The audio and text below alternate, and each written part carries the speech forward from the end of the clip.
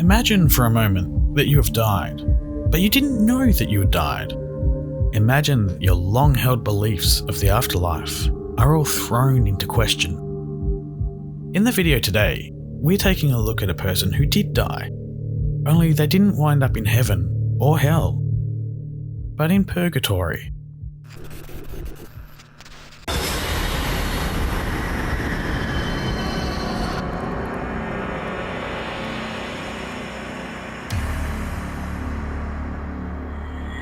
There's a lot of details to this story, so bear with me.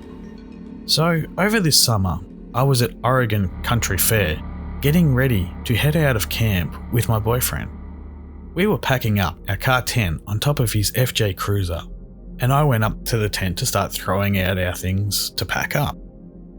The metal ladder was very slippery and had no grip tape on it, and I was sadly wearing socks.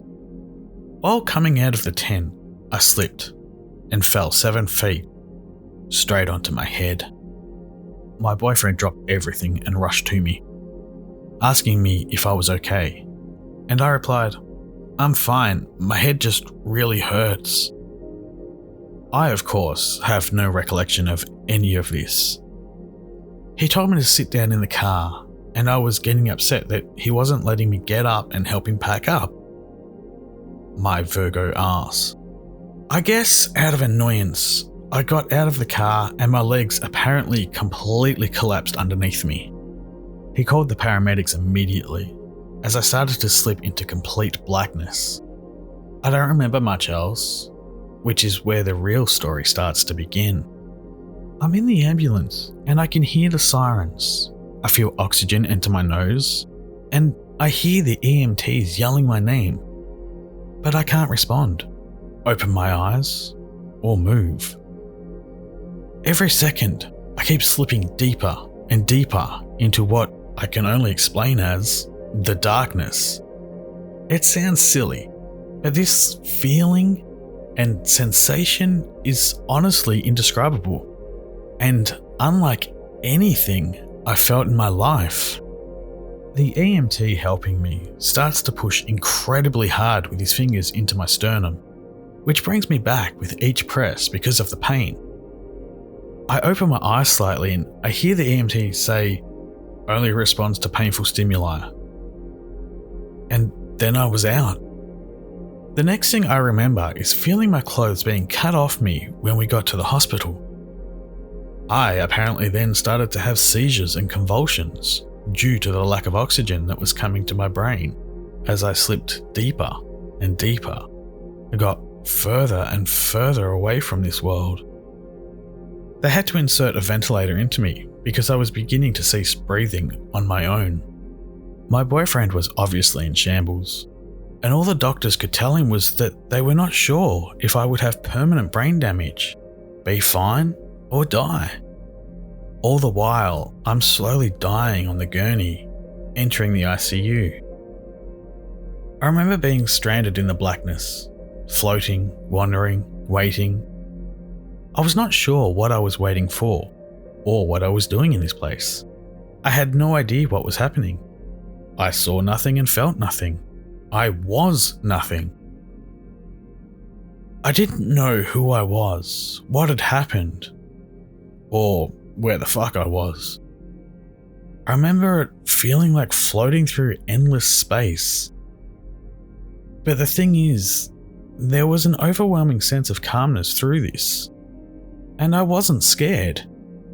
After almost 24 hours, I started to slowly come back and break consciousness at certain moments of my coma. The most beautiful thing happened, and I won't forget it for the rest of my life. My boyfriend was finally let into the ICU to see me.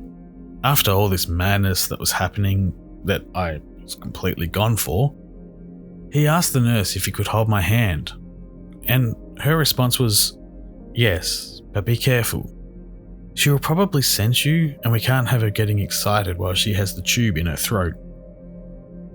He approached me, and at that moment, I slowly started to open my eyes. I remember while I was wandering in what felt like purgatory, all I could think about was Aaron. my boyfriend.